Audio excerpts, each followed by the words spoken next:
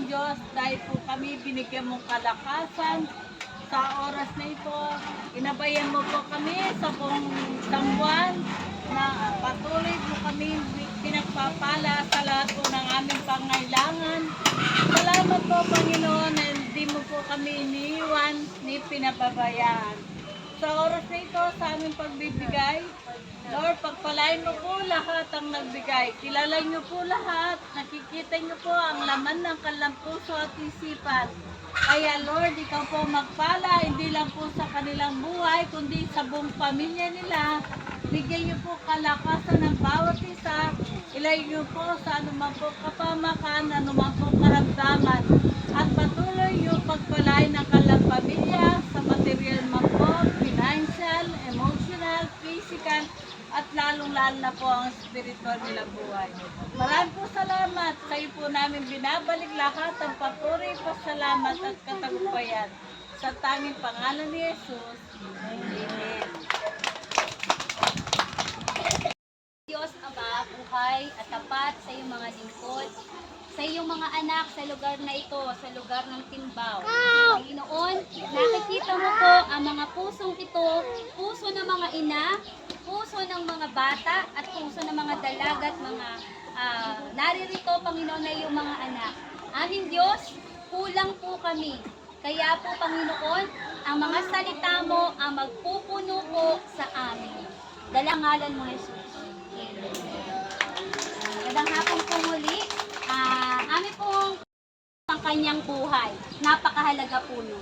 At ang parte po ngayon, sa mga nag-testimony naman po kanina, glory to God, ano po, simula po, kagaya po ninyo na umuupo lamang po dyan, nakita po namin ang buhay nila. Dahil nagbahay-bahay lang din kami sa bahay nila, at eto po sila ngayon, kasama po namin. Kung nakita niyo po yung bahay ni Ate Fe noon, ang bubong po nila ay sako lamang. Tama, Ate Fe? Ang kanilang lapag, ang kanilang tawag dito, sahig, sapagkat nagbigay sila ng oras nila. Nagpapasalamat kami sa pagkatunay na nararamdaman namin na kumikilos ka sa buhay nila. Ang aming hiling, Panginoon, anumang po, O Diyos, ang kanilang ipinapanalangin, may problema man sila na hindi namin alam, nahihiya silang sabihin, meron man silang kinakaharap ngayon na napakahirap na sitwasyon, meron man sila pa ngayon na due date, meron silang inaasahan ngayon na hindi pa dumadating, Ama, mula sa iyong habag at awa at biyaya, kaya mong pagpalain ang iyong mga anak na naririto. Hinihiling po namin ito sa iyong makapangyarihang pangalan. At hiling po namin, Panginoon, mas lalo mo po silang ingatan, pagpalain sa kanilang hanap buhay, kung ano man po ang kinakabuhay nila, ibibigay mo po, pagpapalain mo po sa walang trabaho, bibigyan mo po ng trabaho, Panginoon. Sa mga wala pong pangailangan, kailangan po nila ng panggastos araw-araw, kaya mong i-provide yan, Panginoon. Marami pong salamat, Ama, pagpalain mo mga kapatid namin ito, at dalangin po namin sa mga susunod na linggo o buwan ay makasama pa rin po namin sila, Panginoon. Pagpalain mo sila, Ama, ang Barangay Timbaw, nais namin na madala sila sa inyo, sapagkat mahal na mahal mo po ang mga taga rito. Marami po salamat, Ama, purihin ka dakilain sa pangalan mo, Jesus. Amen. Kasayahan. At wala tayong kaagaw. Magandang hapon po sa inyo lahat po muli. Ang pangalan po ng church ay Pag-ibig Christian Ministries. Anyway, kahit po sino o kahit ano pong relihiyon ay welcome po. Hindi naman natin pag-uusapan ng relihiyon. Ang pag-uusapan natin ay paano tayo lalago at paano tayo mapapalakas. At kung pinapakain natin ang ating physical na pangatawan, maganda rin po na pinapakain natin ang spiritual po natin. Ayan. At ito nga po yung lingkod, si Pastor Rina, at ang kasamahan po natin dito na nakikita nyo po nag-iikot-ikot, naglalakad-lakad upang mahihatid po ang salita ng Diyos sa inyo pong lugar. Yan po, ang kasama ko po, si Sister Lorna, deacon po natin siya sa church. Ang ating pong church ay, ang church po natin ay sa South City Homes. Yun po yung mother church po natin. Sa South City Homes, kung alam nyo po yun, pwede po kayong dumaan po doon. Yan. At ating pong mga graduate po sa Bible School. Ayan po ang mga nakapaligid po sa atin. Sila po yung mga katulong namin upang kami po ay maghatid ng banal na salita sa inyo. At ngayon po, ang gagawin po natin, it is not a snack. Natin dito ay bahagi ng katawan ng Panginoong Jesus. Kung alam niyo po yung nagganap ng Semana Santa, alam po niyo po yun, di po ba? Yung pag-alay ni Jesus ng kanyang buhay sa atin. So yun po ay remembrance po ang gagawin natin.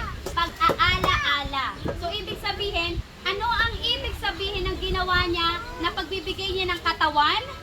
Ano ang ibig sabihin ng pagbibigay niya ng kanyang dugo? Ng kanyang buong buhay. Yan po yung ating gagawin po ngayon. Sumisimbolo lamang po ay isang biscuit bilang katawan. Ang biscuit po na ating kakainin, ito po ay sumisimbolo sa katawan ng Panginoong Jesus. Symbolism lang po ito Hindi ito po mismo yung katawan niya. Kasi hindi naman namin naabutan yung para kumurot ng kanyang katawan, ng kanyang laman. At ito pong grapes na ito, sumisimbolo po ito sa dugo ng Panginoong Jesus. So bago po natin to kainin, may gagawin po muna tayo. At syempre po, ang gagawin po natin yon ay pagpapalinis ng ating mga puso. Dahil hindi po tayo maaaring makibahagi sa ganito pong pag-aala-ala kung tayo po ay marumi. So ibig sabihin, lahat naman po tayo ay marumi, paano masabi natin na tayo ay makakabahagi? Hihingi po tayo ng tawad. So, mamaya po, may panalangin po tayo. Babasahin lang po ng ni Sister Arlene ang verses po. Kung may Bible po kayo, makipagbukas po kayo sa 1 Corinthians chapter 11, verse 23 to 30. Sabi po dito, sapagkat ito ang turo na tinanggap ko mula sa Panginoon at ibinigay ko naman sa inyo. Noong gabing siya pinagkanulo, ang Panginoong Jesus ay dumampot ng tinapay, nagpasalamat at pinapira sa iyon at sinabing, ito ang aking katawan na inihahandog para sa inyo, gawin ninyo ito bilang pag-alaala sa akin.